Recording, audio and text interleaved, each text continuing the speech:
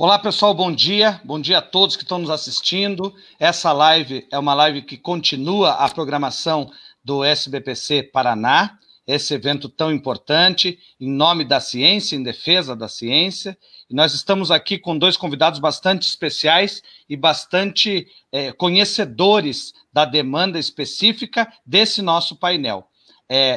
Melhor do que apresentar, a gente vai fazer com que cada um fale um pouco sobre a sua atividade profissional e, ao mesmo tempo, possa conversar conosco sobre o que essa atividade tem de relação com a ciência e com a pesquisa. Todos nós sabemos, isso é óbvio, mas é importante que a gente retome. Eu sou o professor Paulo Opusca, sou professor do curso de Direito da Universidade Federal do Paraná e sou secretário da nossa associação dos professores da Universidade Federal do Paraná. Bom dia, professor Emanuel, bom dia, professora Sônia. Eu gostaria que, acho que a primeira a professora Sônia e depois o professor Emanuel se apresentassem para o nosso público aqui que está nos assistindo nessa live. Professora, acho que Sônia primeiro. Uhum. Bom dia, então, professor Emanuel, bom dia, professor Opusca. É um prazer estar aqui participando, a minha primeira live, então é interessante, né, aprender esse novo modo de comunicação, que eu acho que agora vai ser cada vez mais frequente. Eu sou professora da Universidade Federal do Paraná, sou professora da disciplina de infectologia para o curso de medicina. Trabalho no Hospital de Clínicas já há muitos anos dentro da área de infectologia e tenho como área de atuação, né, dentro da minha formação, no meu mestrado, no meu doutorado, desenvolvido alguns trabalhos com vírus emergentes. Então, essa é uma área que eu tenho atuado há alguns anos e também tenho atuado na linha de frente do atendimento desses casos. Ótimo. Professor Emanuel. Bom dia, professor Paulo, bom dia, professora Sônia, bom dia a todos. É um prazer estar aqui com vocês. Eu sou Emanuel Maltempo de Souza, trabalho no Departamento de Bioquímica e Biologia Molecular da Universidade Federal do Paraná. Atualmente, eu sou vice-diretor do setor de Ciências Biológicas da universidade. Então, nos 2 últimos anos, tenho tido essa experiência administrativa bem interessante. A minha formação é microbiologia. Eu trabalho com bactérias, especificamente bactérias de solo. Em geral, bactérias que fazem bem para a saúde, não fazem mal para a saúde. Me especializei, fiz doutorado aqui no Departamento de Bioquímica, pós-doutorado na Inglaterra, na Suíça, e sempre trabalhando com biologia molecular de bactérias. Uma das coisas que a gente tem feito aqui no departamento, junto com o professor Fábio Pedrosa, nós desenvolvemos um laboratório de sequenciamento de DNA, que se desenvolveu fazendo genomas de bactérias, genomas de vírus, genomas de plastídeos. É uma facility de sequenciamento de DNA que tem atendido toda a universidade, outras universidades do Brasil e inclusive fora do Brasil.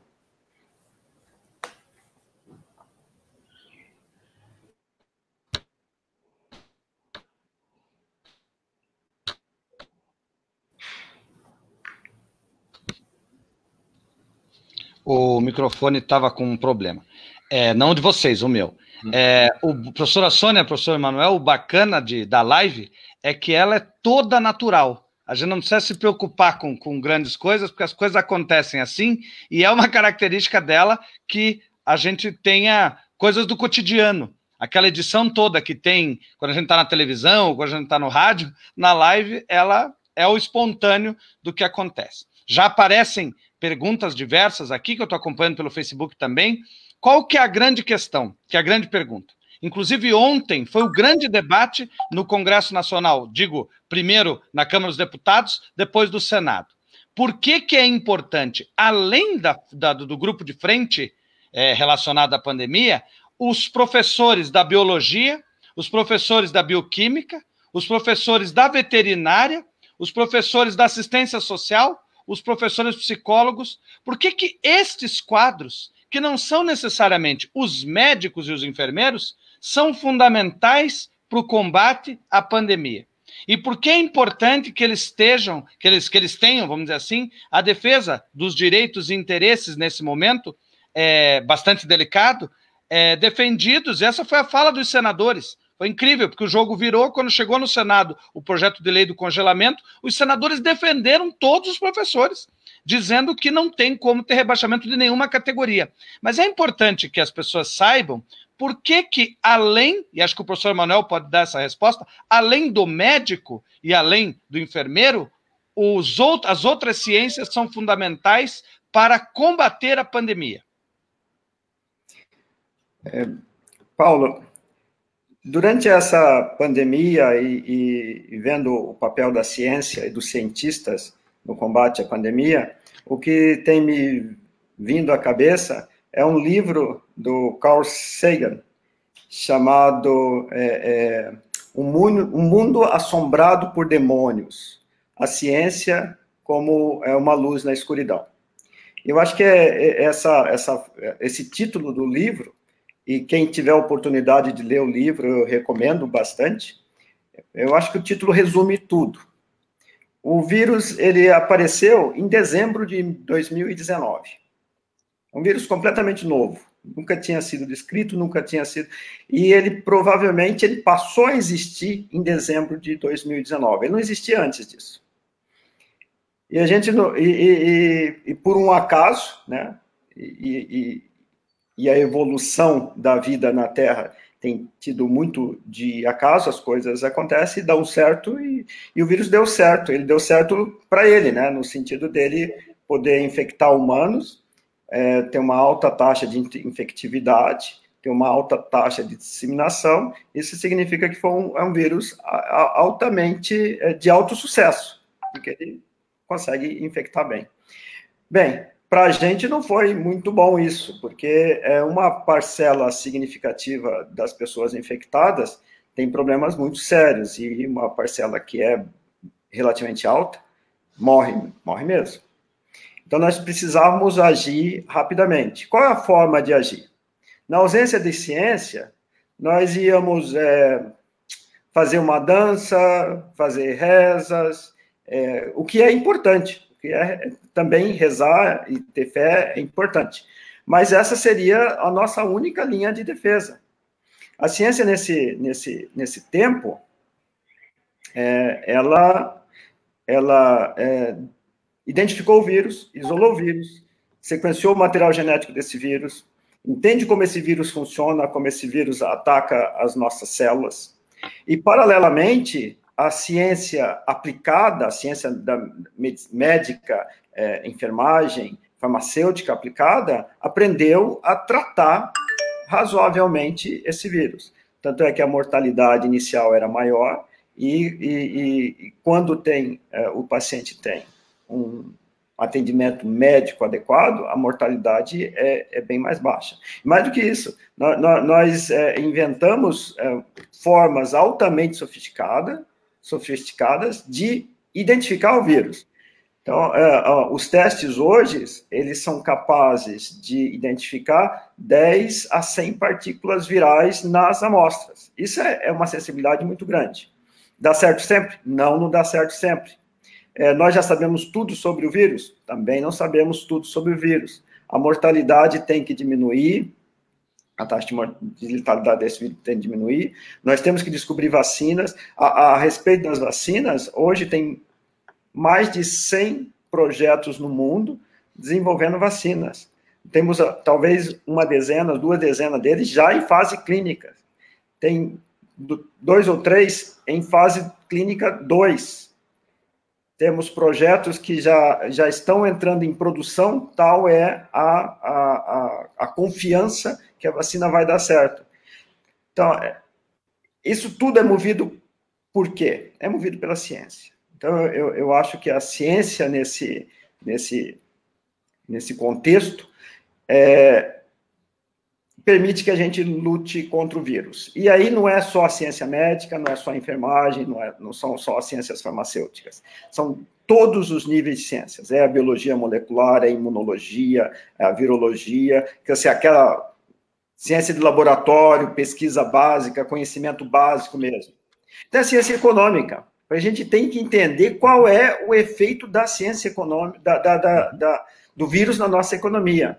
E a ciência econômica hoje, ela está dando instrumentos para os nossos governantes diminuir o sofrimento da população. E tomar o direito, a sua área, o direito, o direito é muito importante nesse momento, para a gente entender o direito das pessoas, até onde que a gente tem que garantir o direito das pessoas, o direito a ter um tratamento médico, o direito a ter uma vida decente. Então, a pandemia, ela está mexendo com todos os campos da ciência, todos os campos da ciência. Aí nós temos a veterinária, o vírus pode ou não pode atacar os animais selvagens, animais domésticos. O vírus aparentemente veio de um animal, a gente precisa entender melhor como é que esse tipo de vírus e os animais interagem para a gente evitar que isso aconteça no futuro. Então, a ciência hoje, nesses 4 meses, eu acho que a ciência realmente tem funcionado como um grande farol que tem iluminado aí o nosso caminho no combate a esse vírus. Certo. Obrigado, professor. Eu vou... antes de passar a palavra para a professora Sônia, eu queria fazer um comentário que é o seguinte, sobre uma decisão política importante. Naquele momento do apelo ao fechamento da universidade, a decisão política foi do professor Ricardo, né, evidentemente por ser o reitor, mas a sua influência e do resto do grupo, mas o senhor era o coordenador do grupo que estava fazendo aquele grupo especial coordenando uma primeira análise em relação ao que decidir. A decisão acabou sendo do fechamento da universidade, que em tese os especialistas diziam que eram 1 mês ou 1 mês e meio antes da necessidade. Isso gerou um efeito em cadeia do fechamento das universidades privadas, dos grandes grupos, da PUC, do Grupo Positivo, da própria Faculdade de Curitiba, as universidades grandes fecharam também, porque entenderam que era necessário fechar. Muitos analistas dizem que essa foi a principal decisão para que hoje Curitiba tenha a situação bem mais controlada do que a situação estaria. Ou seja, o senhor é responsável, professor, por talvez ter evitado contágios e muitas mortes na nossa capital. Isso é importante a gente destacar. A sua decisão correta lá atrás, que talvez foi um pouco mais prudente do que a Secretaria de Saúde e a Secretaria de Estado, não que eles não sejam, eles estavam totalmente certos em relação à necessidade, mas eles achavam que a gente tinha que esperar um pouquinho mais. E foi a sua ponderação e a ponderação do seu comitê que disse, não, faz agora, porque a gente contém mais agora. Nós vamos se sacrificar, porque a gente vai ficar mais tempo em isolamento, mas a gente pode ter um resultado positivo para não sobrecarga das UTIs, etc. E aí, nesse ponto, eu já queria passar a palavra para a professora Sônia. Como que a gente pode fazer essa análise? Em que pé está o atendimento? Qual é o papel do nosso hospital, os demais hospitais? Como é que a rede está atendendo, as UTIs, etc. Obrigado e bom dia, professora. Bom dia, Paulo. Bom, eu só gostaria assim, de ressaltar também, né, com relação à pergunta anterior, da importância que tem e que, infelizmente, nesses últimos anos foi muito menosprezado por políticas públicas, dos cursos de sociologia, dos cursos, porque agora a gente vai ter que desenvolver novas relações sociais, a gente vai ter que aprender como se comunicar, a gente vai ter que aprender uma série de coisas que são extremamente importantes e que nós da área médica, nós da área do direito, nós não sabemos realmente toda essa abrangência. Então, eu acho que é um grande trunfo assim, da sociologia, de um modo geral, do conhecimento geral, né, das relações interpessoais agora que a gente vai ter que começar a trabalhar. Eu acho que a gente vai ter um mundo pré-coronavírus e um mundo pós-coronavírus, né? Como que a gente vai trabalhar essas relações sociais? As pessoas vão ter que aprender, né? Então, a gente vai realmente precisar desses cientistas para orientar esse novo mundo que a gente vai ter agora, né? Bom, com relação às discussões que ocorreram, né, como o senhor comentou, dentro do comitê e mesmo nas discussões que foram feitas na universidade, e uma certa resistência que a gente teve inicialmente com relação a decidir fechar a universidade, o que eu posso dizer é que, com certeza, isso deve ter contribuído para que a gente tivesse hoje uma situação um pouco mais confortável do que o resto do país, né? Mesmo quando você vai olhar a região sul, então hoje o sul do Brasil, ela contribui mais ou menos por 5% dos casos confirmados do país, então ela está numa região mais confortável, mas dos 3 estados do sul, o Paraná é o que tem o menor número de casos confirmados. Uhum. Então, isso foi uma ação conjunta, né? A universidade foi pioneira em termos de realmente definir que nós precisávamos parar, que nós precisávamos manter o isolamento social como primeira linha de frente.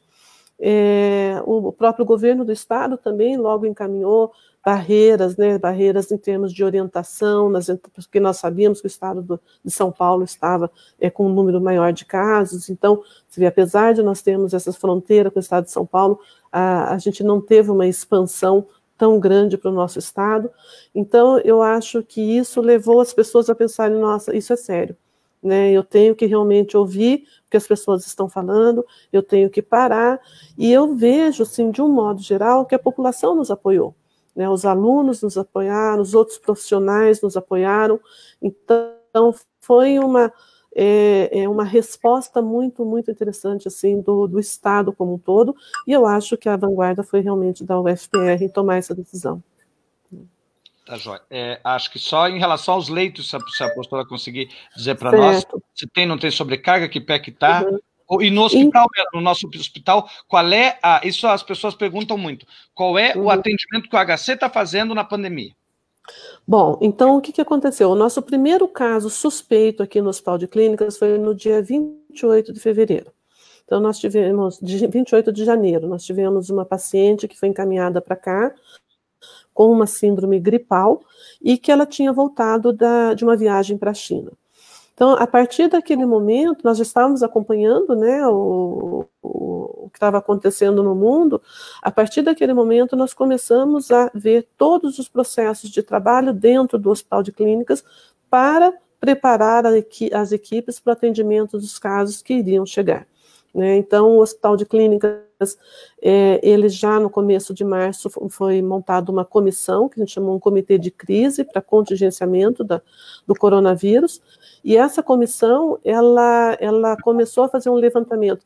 Qual o número de leitos de UTI que nós tínhamos aqui dentro do hospital, o número de respiradores disponíveis, quantos leitos nós poderíamos rapidamente abrir, quais seriam os serviços que seriam afetados, o que nós poderíamos fechar em termos de atendimento eletivo. Então, foi feito um levantamento de toda a nossa capacidade laboral, né, o número de profissionais que nós tínhamos, e foi feito uma proposta, assim, de aberturas de leitos de UTI à medida que fosse necessário. Isso foi feito em conjunto com a Secretaria Municipal de Saúde, né, que já começou também a fazer esses levantamentos nos outros hospitais que são ligados à Secretaria Municipal de Saúde, e nós começamos a fazer, dentro do hospital, capacitação de todos os profissionais. Então, capacitação em termos de paramentação, de proteção, né, dos usos de EPIs, como que esses pacientes seriam identificados já na porta de entrada para a proteção dos outros pacientes. Então, nós fizemos um trabalho muito grande de fluxogramas, todas as portas de entrada do hospital foram capacitadas para identificação, para isolamento e para o atendimento desses pacientes. E enfermarias, foi aberta uma UTI específica para atendimento de coronavírus, com 26 leitos. Então, nós temos a nossa UTI geral, que são os pacientes com quadros respiratórios, e com 60 leitos, e nós abrimos aí uma UTI com 26 leitos somente para atendimento dos casos respiratórios. Nós tínhamos, nessa época, 12 leitos aqui no serviço de infectologia, que foram também específicos para atendimento de pacientes que não precisavam de UTI, e os nossos gatilhos eram, sempre que nós tínhamos mais do que 50% dos leitos ocupados, abrir uma nova enfermaria. Isso aconteceu, né, quando nós tivemos aqui mais 50% desses 10 leitos ocupados, foi aberta uma nova enfermaria em outro andar do hospital para atendimento desses pacientes, hoje com 30 leitos. E agora, essa semana, nós estamos abrindo mais uma enfermaria também para atendimento dos pacientes, além de uma enfermaria específica para as crianças, né, para a unidade de pediatria, também atender os seus pacientes. Então, o hospital está usando alguns gatilhos, os gatilhos é a procura, é a demanda por leito, para essa abertura de novos leitos e novos atendimentos. De um modo geral, se a gente for olhar o Paraná, isso tem ocorrido de uma maneira gradativa, alguns hospitais abrindo leitos, hospitais tanto SUS, né, abrindo, como os hospitais privados, abrindo leitos específicos de UTI para atendimento desses casos, e nós estamos mantendo no estado do Paraná uma taxa de ocupação hoje que está em torno de 30%, 30% a 35% dos leitos de UTI. Então, assim, o Paraná, ele já era um estado que tinha um número maior de leitos por 10 mil habitantes, se a gente comparasse com o restante do Brasil. Então, nós tínhamos realmente uma situação um pouco mais confortável quando a gente compara, por exemplo, com a região norte e nordeste, que realmente sempre foi mais crítico, leitos de UTI naquela região. E essa abertura progressiva realmente tem dado ao estado uma certa tranquilidade em termos de atendimento desses casos. Ótimo, que bom. Eu queria comentar também das coisas que a gente está recebendo aqui. Jandaia, por exemplo, foi pioneira numa determinado novo modo para a produção do álcool gel. Como eles têm cursos que podem fazer essa produção, ela começou muito rápido. Na sequência, a Palotina teve uma atividade de extensão muito grande na organização de pequenos empreendedores e pequenos proprietários para a produção das máscaras. Acho que a contribuição da professora Cristina, lá de Toledo, também, ela está nesse grupo, né? Nesse grupo de comissão e avaliação, acho que junto, também é bastante interessante. A universidade se envolve de todas as formas, né? Parece não, é notícia isso, o pessoal da psicologia ficou preocupado no isolamento social, principalmente com a situação dos jovens e dos adolescentes, né? Tem esse problema, os jovens e adolescentes foram obrigados a ficar no confinamento, no isolamento, aprender uma nova forma de ter aula sem interação, né? As pessoas esquecem que a universidade é a universidade porque existe interação, porque existe extensão, porque existe pesquisa, não é o ensino somente, a gente se preocupa com a formação das pessoas, né, e com o crescimento para a possibilidade da pesquisa, e os jovens confinados, sem contar os adolescentes, que estão naquele terceiro ano para fazer o vestibular agora, e estão super preocupados, porque para eles, né, aquela situação de você não, eventualmente, ter a possibilidade de estudar para o vestibular como antes estudava, é um problema. Então, os outros cursos, né, às vezes são os menos comentados, eles estão desenvolvendo atividade, a contribuição e possibilidade que a universidade pública tem é bastante grande para isso. Professor Emanuel, muitas dúvidas, acho que o senhor pode também nos ajudar, que aparecem, é a questão da contaminação. Como é que, de fato, o que é que a gente pode falar sobre como é que esse vírus, como é que se contamina? Parece boba a pergunta, mas ela é uma pergunta básica que, quando é respondida por um técnico, ela tem um efeito muito grande. Como é que as pessoas se contaminam e por que as pessoas precisam ficar em casa? E quando elas não ficam em casa, qual é o problema que elas causam? E, por último, quais seriam aí as principais, aí pode ser a própria professora Sônia a resposta, quais seriam as principais medidas que precisam ser tomadas para aqueles que eventualmente tenham que necessariamente trabalhar? Certo. Eu vou retomar a sua primeira pergunta, porque essa foi uma pergunta tão abrangente. A professora Sônia estava lembrando alguns ramos da ciência, e aí me veio à cabeça, ó, a educação vai ter que mudar completamente, a psicologia, que você já mencionou, serviços sociais, gestão pública, as engenharias vão atuar enormemente, replanejando ambientes, engenharia mecânica, a biotecnologia, realmente, para enfrentar algo tão grande, talvez seja o maior desafio de saúde pública dos últimos 100 anos, depois da pandemia da gripe espanhola, esse certamente é o maior desafio de saúde pública que a humanidade enfrentou. É só uma dose maciça, cavalar de ciência, e de todas as ciências. É a forma que a gente tem de enfrentar, e nós vamos enfrentar e nós vamos vencer. Sobre a comissão, eu agradeço muito suas palavras, eu fico lisonjeado, mas eu gostaria de chamar a atenção que a comissão ela tem trabalhado como um corpo só, né? Ela é composta por mim, composta pela professora Sônia, pela professora Cristina, pela médica do trabalho Elis e pelo Carlos, também conhecido como Polaco, que é especialista em comunicação. Então, as nossas conversas são sempre muito, muito agradáveis, a gente diverge, mas sempre converge para um ponto comum, tendo em vista o que é melhor para a nossa comunidade universitária, para a comunidade da cidade e do Estado. Então, eu não gosto nós não temos um presidente, nós somos todos iguais, e tem sido uma comissão, um trabalho que tem me dado muita satisfação, porque é muito bom trabalhar com gente extremamente competente. Professor Manuel, me permita uma parte só, que o senhor é muito humilde. O que eu quis dizer é o seguinte, a condução da presidência é fundamental. Se a professora Sônia é membro da comissão, ela vai lhe dar todas as informações técnicas, mas a firmeza na afirmação vai vir da presidência.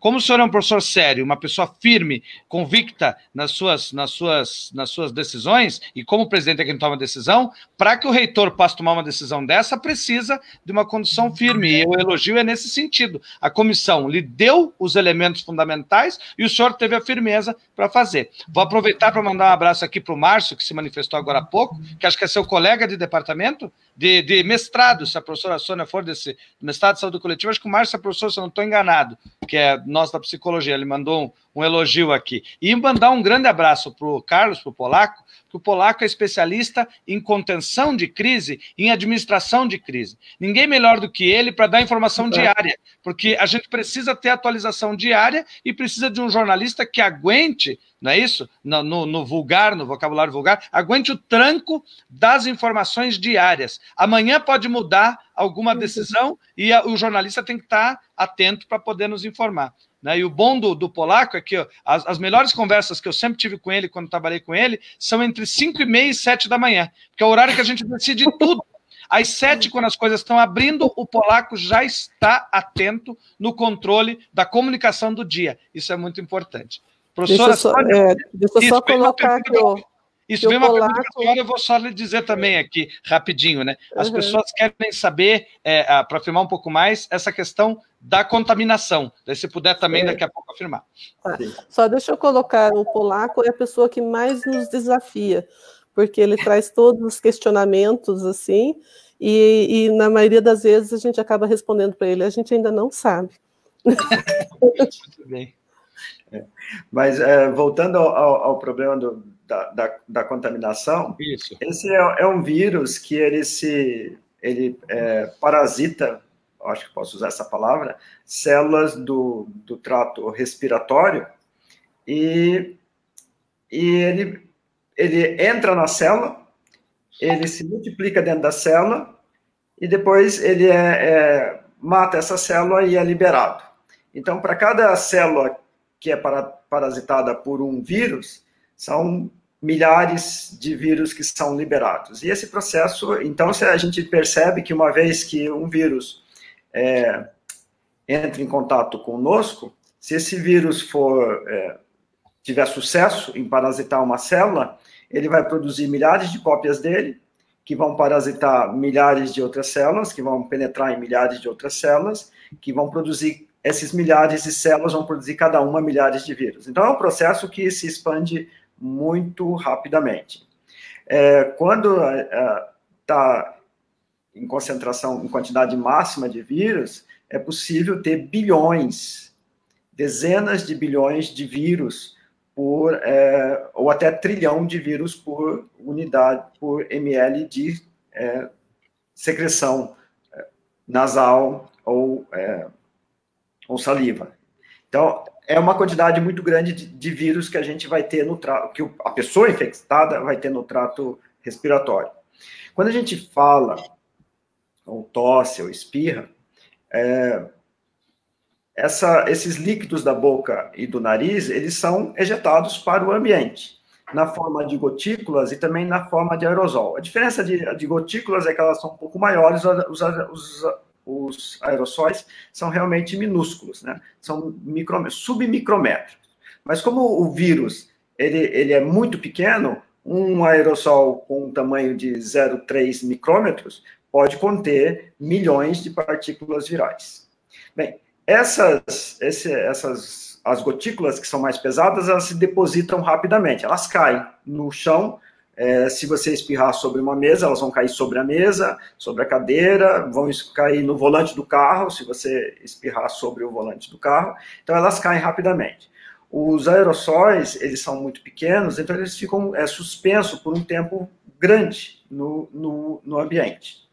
Bem, e o aerossol e as gotículas são a fonte de contaminação. Então, se a gotícula cair diretamente sobre uma pessoa não infectada, e essa gotícula, de alguma forma, achar um caminho para a boca, para o nariz, ou mesmo para os olhos, onde contém, esses órgãos contêm as células que podem ser parasitadas pelo vírus, aí nós temos uma contaminação. Então, é esse o caminho que ocorre. Uma pessoa infectada vai emitir o vírus quando fala, quando espirra, quando tosse, mesmo quando respira. Tá? Só o fato de respirar, a gente está emitindo aerossol. E esse aerossol pode estar contaminado com vírus. Se essas partículas contaminadas entrarem em contato com uma pessoa não contaminada, essa pessoa vai ser infectada. Como é que pode entrar em contato? O contato pode ser direto. Então, se eu estiver num ambiente com alta quantidade desses aerossóis, eu posso respirar esses aerossóis, e eu tenho um contato direto. Se uma pessoa infectada espirrar sobre mim, eu vou ter um contato direto com essas gotículas e provavelmente vou estar infectado. Tem um trabalho interessante de um grupo chinês que analisou grupos de pessoas que foram infectadas num restaurante. Então, havia 3 mesas que estavam organizadas numa linha. E a mesa do meio, a distância entre as mesas era mais ou menos 1 metro. A mesa do meio tinha uma pessoa infectada. Então, eles descobriram que, a partir dessa pessoa infectada, quase todas as pessoas na mesa do meio se tornaram portadoras do vírus, ficaram doentes. Além disso, na mesa da esquerda e da direita, mais ou menos metade das pessoas que estavam nessas mesas também foram infectadas. E o que eles demonstraram é que, provavelmente, a forma de infecção foi essa única pessoa que tinha o vírus, ela emitiu aerossol, que foi captado pela corrente de ar do ar-condicionado e que levou para as outras mesas, fazendo com que mais da metade das pessoas que estavam naquela linha do ar-condicionado fossem infectadas. Então, esse papel dos aerossóis e dessas gotículas na infecção das pessoas, ele está muito caracterizado hoje em dia. Uma outra forma da gente se contaminar, e que parece que não é importante, mas é super importante, é que essas gotículas, quando elas caem na superfície, elas têm uma carga viral muito grande, ou seja, tem muito vírus. Se a gente passar a mão e levar a mão aos olhos, ou ao nariz, ou à boca, nós vamos estar contaminados. E esses vírus têm uma vida nessas superfícies, um tempo de vida que é relativamente longo. São horas, dependendo da superfície, pode ser dias. Mas, na maior parte das superfícies, tem um tempo de vida de algumas horas. Ou seja, é tempo suficiente para uma pessoa vir, espirrar, vai embora, outra pessoa que não está avisada que essa superfície pode estar contaminada, porque a contaminação é microscópica, ninguém consegue ver, passa a mão e se contamina. Então, é por isso que as formas da gente evitar a contaminação, elas são muito sabidas, a gente tem falado exaustivamente, que é manter distância para evitar a contaminação direta, usar a máscara para evitar a formação de aerossol da pessoa contaminada, higiene manual e evitar tocar o rosto. É muito difícil não tocar o rosto, mas a gente tem que fazer uma força extra para não tocar o rosto. Associando a higiene das mãos, frequentemente, com o esforço para não tocar o rosto, nós temos uma arma bastante eficiente para evitar a contaminação. Tá ótimo. Acho que a professora Sônia pode complementar essa minha resposta. Eu ia pedir isso, professora Sônia, fazer isso. Bom, foi uma aula que o professor Emanuel deu, né, sobre a forma de decontaminação.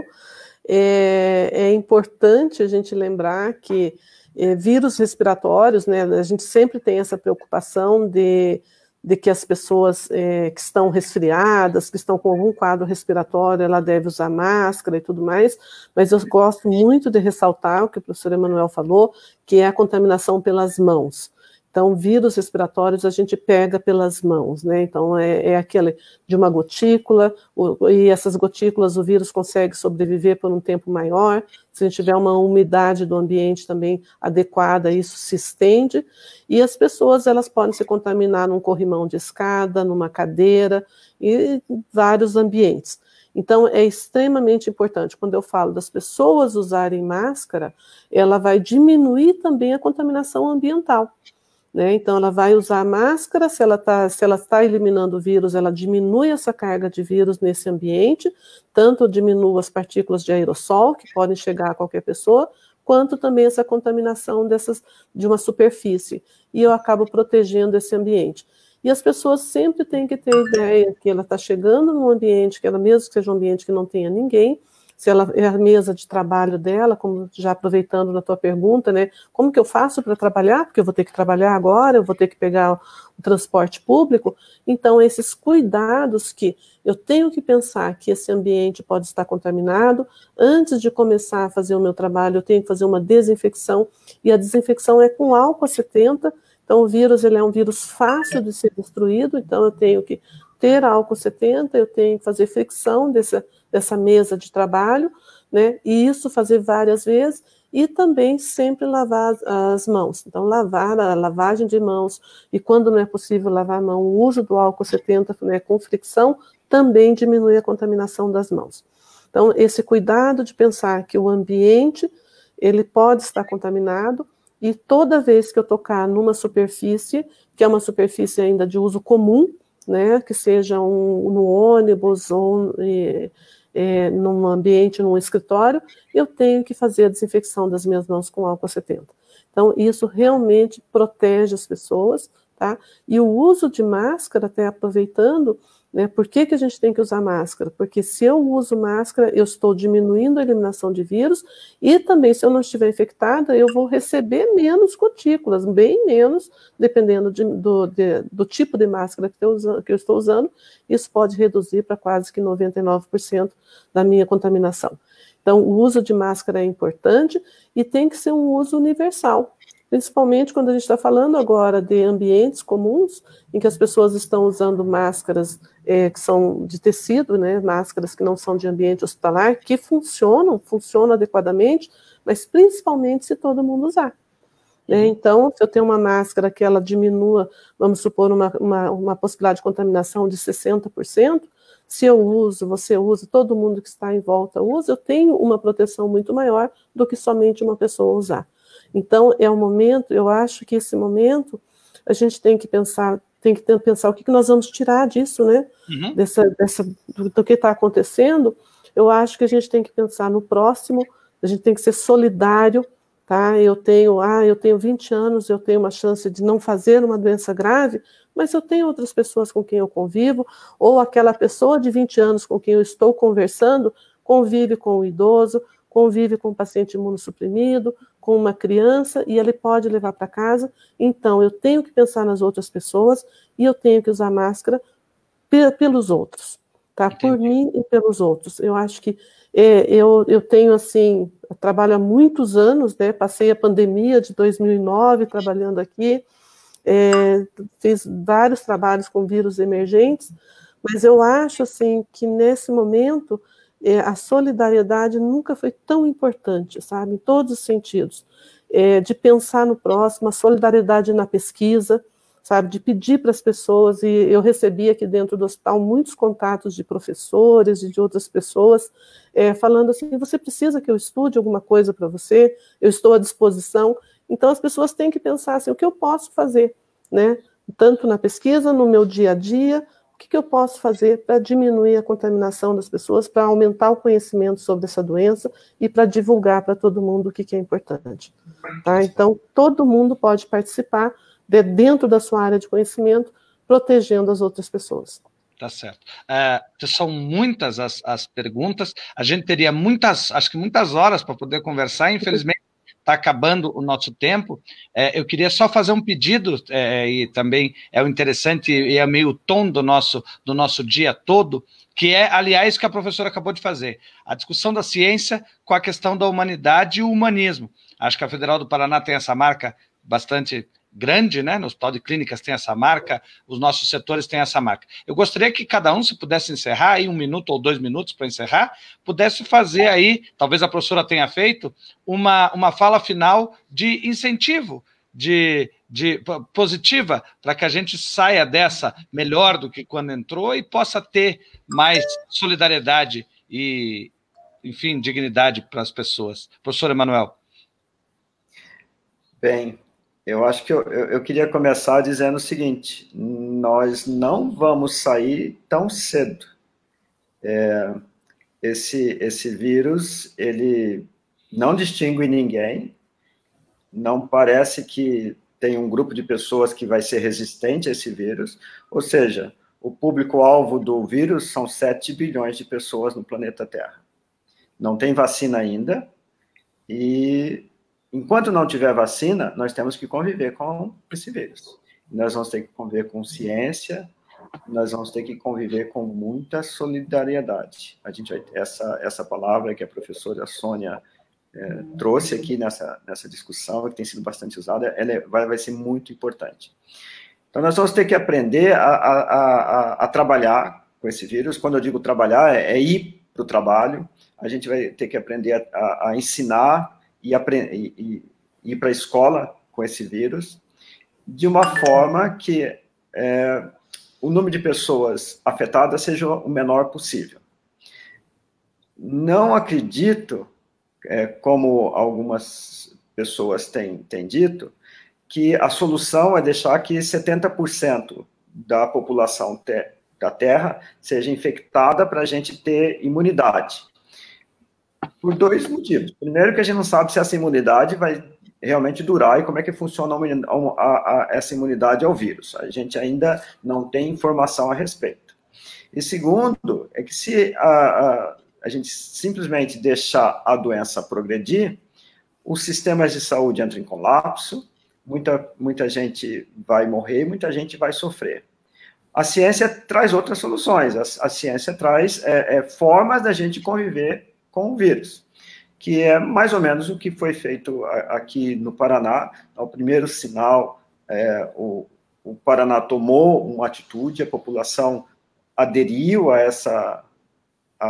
ao distanciamento social ampliado, controlando a infecção, até ter níveis da infecção que permitam que as pessoas voltem às suas atividades quase normais. Nós nunca mais, por um período, pelo menos no médio prazo, nós não vamos voltar às atividades como elas eram antes. Nós vamos ter que mudar as nossas atitudes, mudar a forma da gente agir para reduzir o risco de contaminação. E aí, novamente queria chamar a atenção para o que a professora Sônia falou. Não é simplesmente reduzir a chance de eu me contaminar, é reduzir a chance de contaminar a comunidade inteira. Então, nós precisamos pensar na comunidade. Não dá para ter pensamento individual. Eu preciso pensar em como a comunidade não vai se contaminar. Eu também preciso pensar em como é que essa comunidade vai funcionar, em como é que ela vai produzir, como é que as pessoas vão ter trabalho, como é que elas vão trabalhar, como é que elas vão ganhar dinheiro, como elas vão se alimentar. É uma visão global que todo mundo tem que se inserir nesse novo contexto da pandemia da Covid-19. A direção aqui mandou que a gente tem mais tempo, a gente ainda tem 15 minutos, então a gente pode conversar um pouco mais. Professora Sônia, outra pergunta que veio aqui e apareceu um outro hospital, a senhora deve ter essa informação também, outro hospital que está na linha de frente é o Hospital do Trabalhador, que tem um convênio grande com o Hospital de Clínicas, e parece que lá é o centro que virou a referência para atendimento, ou principal centro de atendimento. As pessoas estão perguntando exatamente isso. Como é que, quando você tem um caso, como é que a pessoa deve se comportar? Vai no posto, não vai no posto, atendido em casa, liga onde? E qual está sendo o hospital de referência centralizado pela política pública? Então, o hospital do Trabalhador, ele também foi considerado como o primeiro hospital, a primeira opção em termos de encaminhamento dos pacientes com suspeita por infecção de coronavírus. Também eles têm uma UTI específica, enfermaria específica para o atendimento dos pacientes coronavírus, e fazem um atendimento, uma triagem inicial também das pessoas que procuram pelo hospital. Foram feitos levantamentos, na realidade, pela própria Secretaria Municipal de Saúde, pela Secretaria Estadual de Saúde, de todos os leitos de SUS que eram disponíveis, e também leitos de hospitais privados, né, de UTIs, que seriam disponíveis para atender esses pacientes. Então, hoje, como que chegam os pacientes, tanto nesses hospitais, como o Hospital do Rocio, os outros hospitais grandes que a gente tem aqui em Curitiba e região metropolitana, né? Esses leitos, eles são todos gerenciados pela central de leitos. Nós temos uma central de regulação de leitos.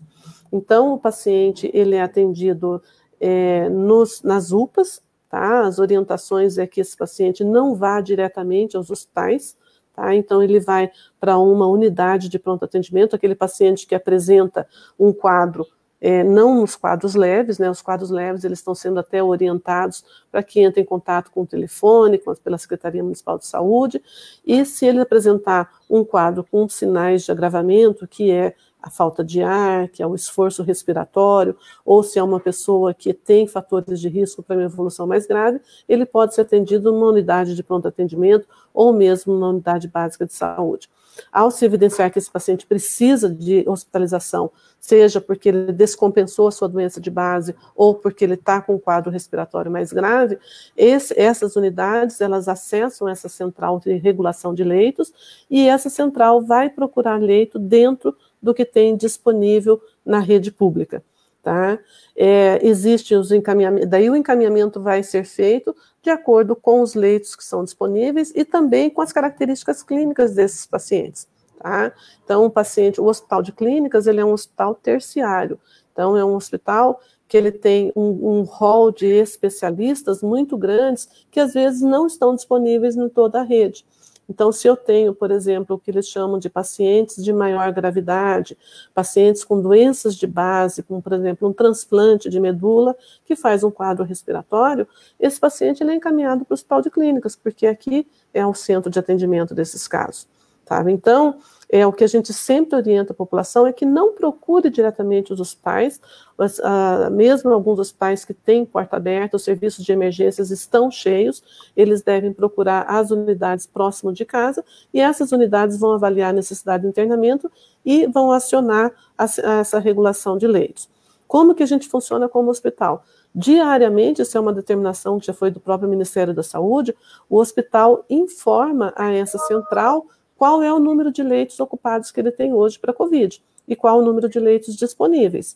Então, no momento em que essa central é acionada porque precisa encaminhar um paciente, ela já sabe quais são os leitos disponíveis e eles fazem o encaminhamento. Entra em contato com o hospital, né, solicitando a vaga e encaminha esse paciente pelo SAMU.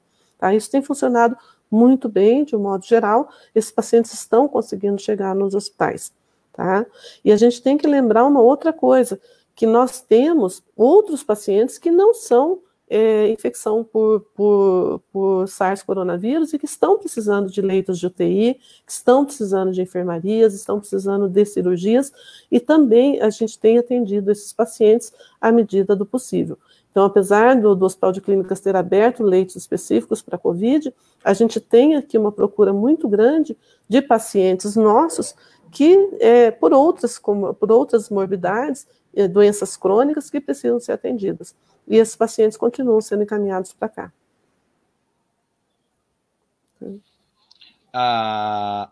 Professora, a senhora está percebendo o quanto a senhora é querida, né?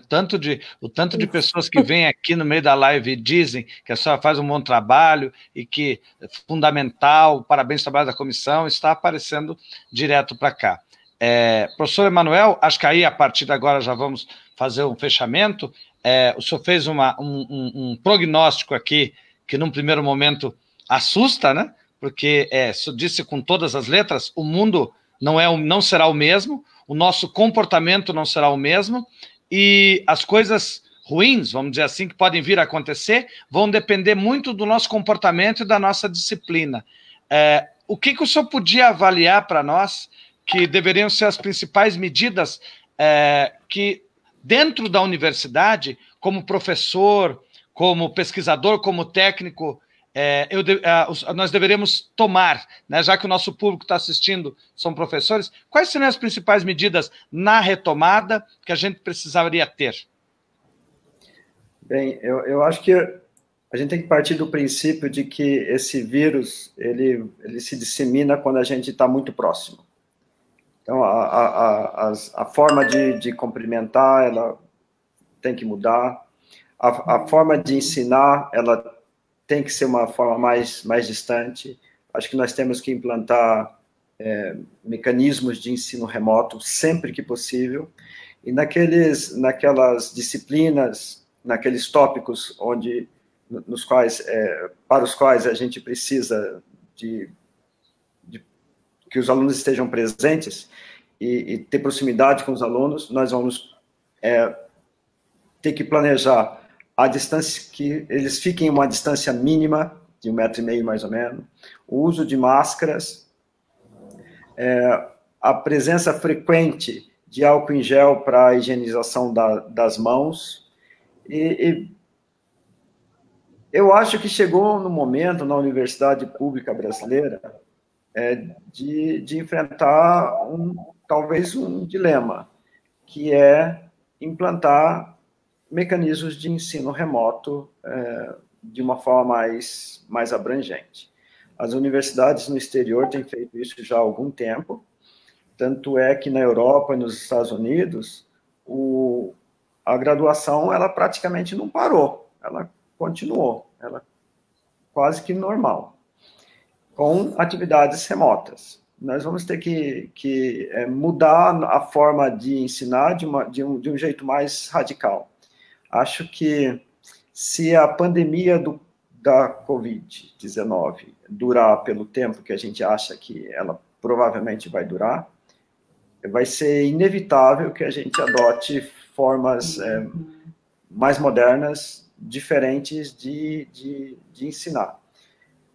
É sempre difícil mudar, é difícil para o professor. Quando eu penso em ter que fazer isso, ter que ensinar de forma remota, eu tenho calafrios, de fato. E eu acho que vai ser muito difícil para os nossos alunos, porque eles têm muito pouca experiência em ensino remoto, os alunos que estão chegando para a gente. E a gente vai ter que fazer isso num espaço de tempo relativamente curto. Na melhor das hipóteses, a gente tem vacina o ano que vem, mas nós não podemos ficar um ano parado. Uhum. E, do ponto de vista de pesquisa, os laboratórios eles vão ter que se replanejar. Nós não podemos ter laboratórios, alunos dividindo bancada com 1 metro de distância entre eles. O problema de espaço físico na universidade é clássico, né? Todo professor tem esse problema. Com o coronavírus vai ficar maior ainda, porque nós não podemos ter os nossos alunos de mestrado, doutorado, iniciação científica, apinhados nos laboratórios, como no nosso laboratório aqui eles ficam. Tem muito aluno no laboratório. Nós vamos ter que pensar em revezamento, distanciar os alunos, e acho que a forma de fazer isso é trabalhando na produtividade. Então, o aluno vai ter que ficar menos tempo no laboratório e vai ter que ser mais produtivo, porque ele vai ter que produzir a mesma coisa. Acho que seria principalmente esses 2 aspectos da nossa vida na universidade que vai ter que mudar.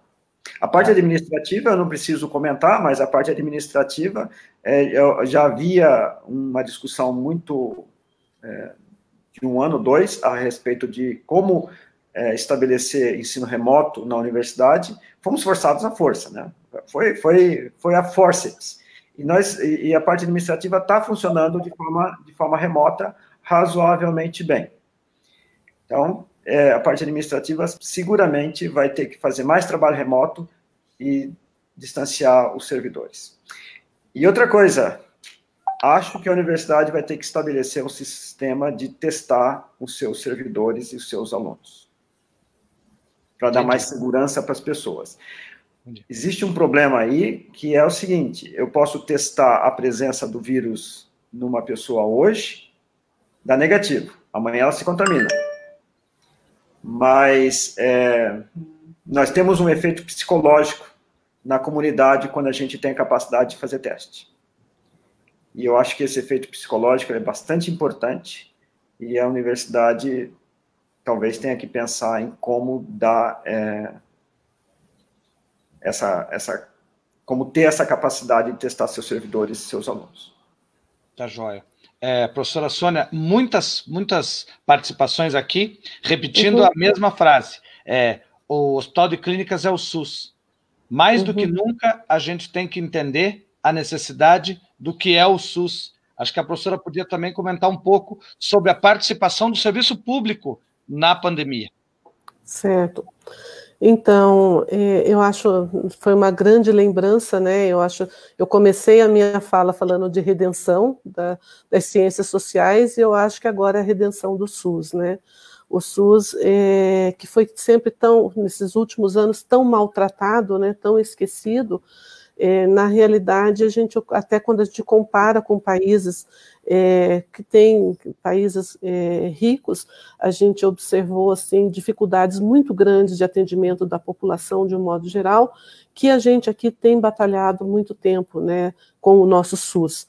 Então, acho que é onde realmente as pessoas estão encontrando o seu atendimento, as pessoas estão comprometidas, e eu vejo, assim, dentro da assistência, todo mundo tem medo, é lógico, todo mundo está com medo desse vírus. A gente sabe que o profissional de saúde ele é mais exposto, ele é um fator de risco para a doença e para a doença grave, e quando eu converso com as pessoas aqui dentro do hospital, eles falam, tá, mas esse é o meu trabalho, eu me formei para isso, eu estudei para isso, e eu vou enfrentar essa doença. E eu tenho observado dentro dos profissionais na saúde pública, de um modo geral, esse grande comprometimento, sabe? Que nós vamos atender e que esse é o nosso trabalho. Então, o Hospital de Clínicas é o SUS, ele sempre defendeu o SUS, em todo o seu mais amplo sentido, de atendimento universal, de ofertar o melhor tratamento para esses pacientes. É uma briga muito grande e a gente continua fazendo isso, né? E eu observo assim que os hospitais do SUS, de um modo geral, são a referência, né? Então nós temos grandes referências no atendimento e na pesquisa dos hospitais do SUS para essa doença, né? E é uma batalha todo dia realmente manter esse atendimento, tá?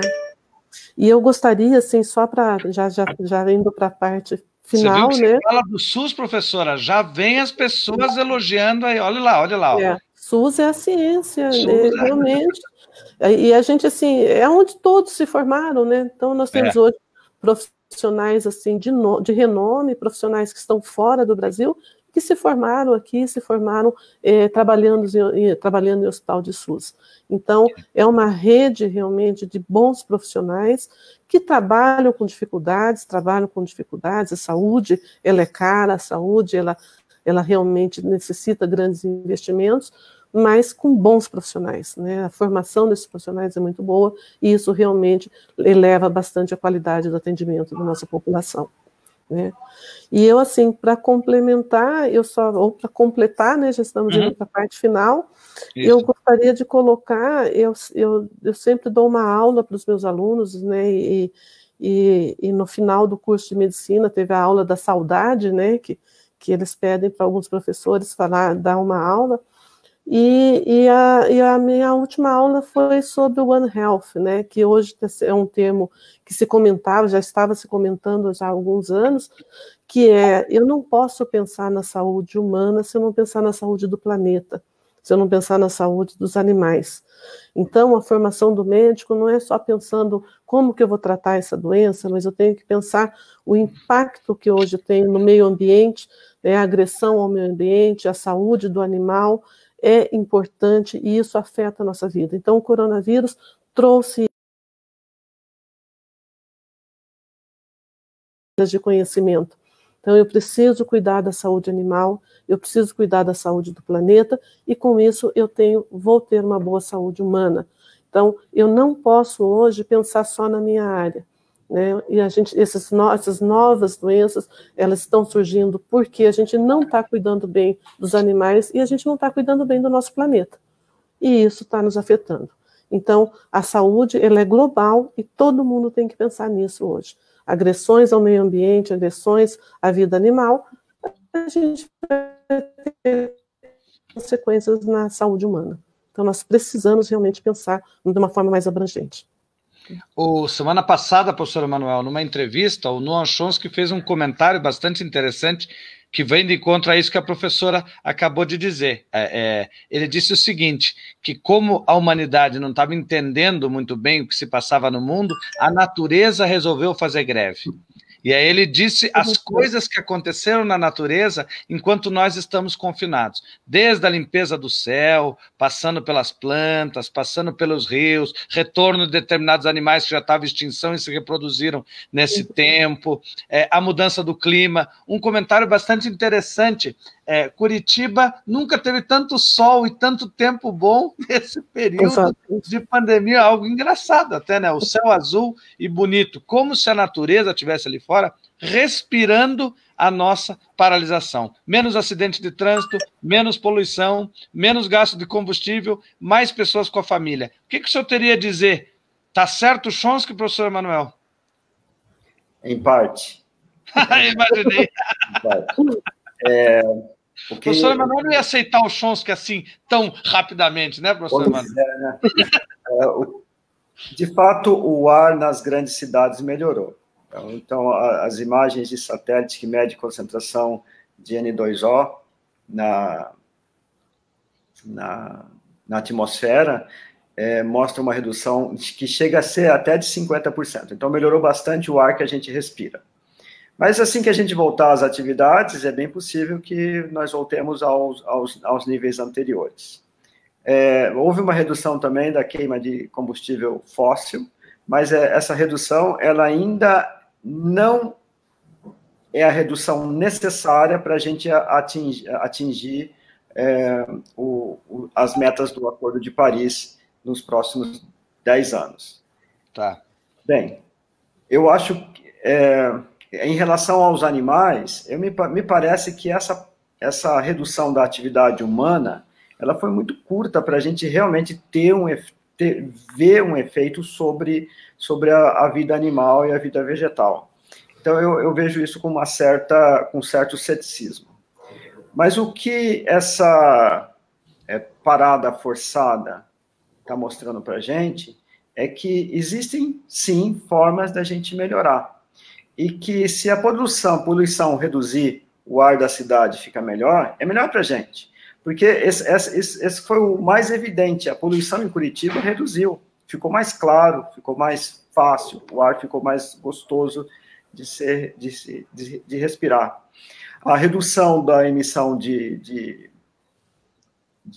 CO2 na atmosfera e outros gases de efeito estufa, essa redução, ela tem o potencial de não aumentar tanto a temperatura da Terra. E eu acho que esses 3, 4 semanas aqui em Curitiba de seca quase absoluta e racionamento de água, ela também mostra isso para a gente, né? O efeito que a gente pode ter no clima e como esse efeito vai se traduzir em uma vida pior para a gente. Uhum. Então, eu espero que essa parada forçada, alguns efeitos sobre o ambiente que a gente viu em pequena escala, ele nos faça refletir sobre a importância disso. E também sobre a influência grande que a gente tem sobre o meio ambiente. Só uma parada leva a uma redução de 50% da poluição, uma parada por algumas semanas leva a essa redução. Isso mostra a enormidade do nosso efeito sobre o clima. E é coisa para reflexão. Não acredito que isso seja permanente ou duradouro. Se a gente voltar à situação que era antes, todo o efeito benéfico vai desaparecer. Tá certo. É uma questão de postura, inclusive, para o futuro. Como a gente já está se encaminhando aqui para o final do nosso painel, da nossa live, as pessoas estão pedindo rapidamente para que a gente fale um pouco sobre o resto da programação. Então, agora, a partir das 10h30 até o meio-dia, tem um debate da SBPC nacional, enfrentamento da pandemia do Covid no Brasil. Ao meio-dia, o meio-dia e meio, está marcado aí o que estão chamando de tuitaço pela SBPC também nacional. Às 13h30, às 14h, o presidente da associação com a professora Juliana Fausto vão discutir um tema chamado A Peste. Eu imagino que seja uma análise filosófica, literária ao mesmo tempo, sobre as discussões que já passaram por aqui. 14h às 14h30 são os depoimentos na SBPC dos diversos cientistas que vão estar comentando sobre a existência e ao longo das atividades que ela permanece. 14h30 às 15h, o tema é Saúde Coletiva, Modelo Inglês, Modelo Americano e SUS, com o Adriano Massuda. Também uma live parecida com essa. Acho que é do seu departamento, né, professor Adriano? Exato, exatamente. Às 15h, às 16h30, sucessos e desafios da SBPC Nacional com a CTI no Brasil. Às 16h30, às 17h30, Covid no Paraná de novo, questões multidisciplinares, com a mediação da professora Denise Maria Maia e o grupo de pesquisa dela chamado NESD, dentro da economia. Então a análise vai ter esse viés econômico que o professor Emanuel já tinha feito comentário. Às 17h30, às 18h, é com o professor Francisco Mendonça. A discussão é um pouco sobre a ciência e também com o professor Valdir Fernandes, da UTF-PR. Então, é uma discussão um pouco mais ampla com o professor Valdir, que foi o pró-reitor da UTF-PR, e o professor Francisco, que é o nosso pró-reitor, vão estar discutindo conosco sobre a ciência, e à noite mais um pedaço de programação da própria toda a discussão da SBPC que está acontecendo para cá. Professores, muito obrigado pela participação, obrigado pela gentileza, pela, de certa forma, humildade de vocês. Os dois são pessoas de notório saber, são doutores, pós-doutores, de grande influência na política pública da universidade e do Estado, e estiveram presentes conosco para cá. Acho que dá tempo cada um, em 1 minuto, de dar um tchau para os nossos telespectadores aqui. Tá certo, então, vou começar. Muito obrigada, então, pelo convite. Para mim, como eu comentei, a primeira live, né? Espero que realmente tenha conseguido passar a impressão que eu tenho tido dessa pandemia e dentro da atividade da universidade. E quero dar os parabéns à universidade realmente tomando a frente na ciência, no Estado, e isso é extremamente importante. E obrigada a todas as palavras de estímulo que eu estou recebendo aqui, né, de quem está acompanhando o nosso trabalho. Tá? Muito obrigada. Então. Obrigado, professora. Aí eu quero enfatizar o papel que a universidade está tendo nessa pandemia, e que, na verdade, não era de se esperar menos, considerando a importância que a universidade tem para a sociedade paranaense. Eu queria deixar aqui os meus agradecimentos para o pessoal da saúde, que está enfrentando lá na linha de frente, e eles têm consciência de que é uma atividade de grande risco. Então, aqui meus parabéns, meu reconhecimento para esse serviço que eles têm feito. Mas não só para eles, para aqueles profissionais também que não puderam parar e ficar em casa, os serviços essenciais, os motoristas de ônibus, os cobradores, os repórteres, o pessoal da imprensa que está fazendo um trabalho belíssimo aí na pandemia, as pessoas que estão recolhendo o lixo. Então, tratamento de água, né? O tratamento de água. Tratamento de água, eletricidade. Então, o país não parou. O país não parou. E não parou por causa dessas atividades essenciais. E essas pessoas, sempre que saem, elas estão se arriscando. Né? Estão se arriscando pela forma como esse vírus se espalha. Então, meu agradecimento e meu reconhecimento a todos esses profissionais que estão mantendo o país em pé e a nossa vida o mais normal possível. Estamos sempre à disposição aqui, Paulo, e da toda a comunidade. É só nos procurar, se nós pudermos ajudar, estamos sempre à disposição. Certo. Muito obrigado pela oportunidade. Mas eu quero só, no último minuto que a gente tem, comentar sobre o resultado de ontem, que é muito importante. O Senado acabou admitindo a importância da atividade dos profissionais da educação e retirou do congelamento. Então, aquilo que era uma impossibilidade há 2 dias atrás, foram às 23 horas e quase 23h40 que veio o destaque, né, na verdade, entre os deputados ali, que são da oposição, na verdade, vários, né, PDT, PT, PSB, foram a Rede, juntos, né, inclusive eles acabaram votando esse destaque, retiraram os profissionais da educação, e ontem todos os partidos concordaram com a retirada. Parece que um detalhe que tem aí em relação ao congelamento é que só os da saúde ou não, ficou aquela coisa meio em aberto. Mas a gente sabe que pela questão isonômica não tem como ser só. Os profissionais da educação somos todos, os professores das universidades, professores, técnicos e outros profissionais ligados ao Ministério da Educação.